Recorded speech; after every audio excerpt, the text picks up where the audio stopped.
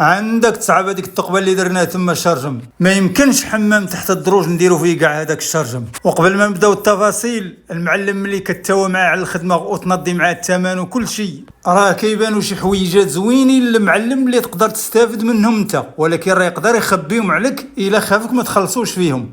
لهذا ما فيها باس توصي المعلم تقول له المعلم الا بانت لك شي حاجه من ورا المتاويه قولها لي المعلم، وراه كل حاجه بثمنها.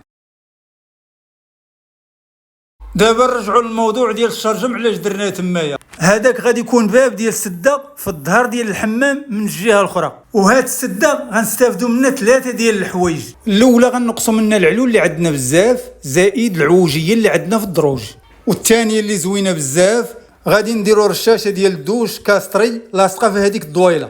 والحاجه الثالثه راه نتوما كتعرفوا الدور ديال السده في بزاف ديال الحوايج، كتنفع في بزاف ديال الحوايج من بعد ما يدار ليها الباب والدقاد والتصوب، راه عطا الله ما يدار في السده.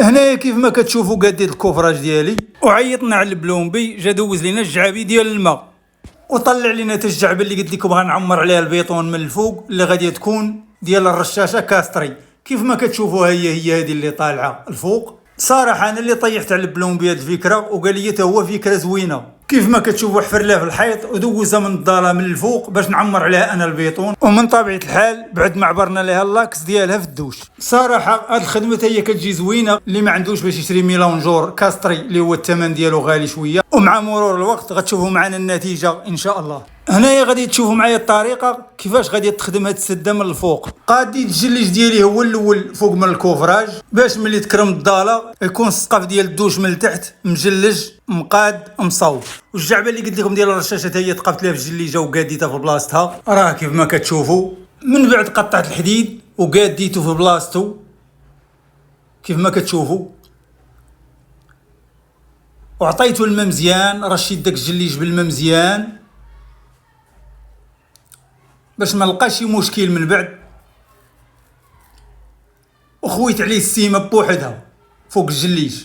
ما جيش ونخوي الكاياس ديريكت، لا خصني نخوي السيمه هي الاولى باش ديك السيمه غادي تشد ليا في داك الكاياس اللي غادي نخوي وتشد حتى في الجليج باش ما لقاش شي مشكل من بعد، وتجي الخدمه صحيحه وتجي الخدمه زوينه وتكون واحد الخدمه يعني متقونه. الحديد كيف ما كتشوفوا راه داخل في الحيط، الحديد ديال 10. ودابا غادي نعمر الضاله ديالي.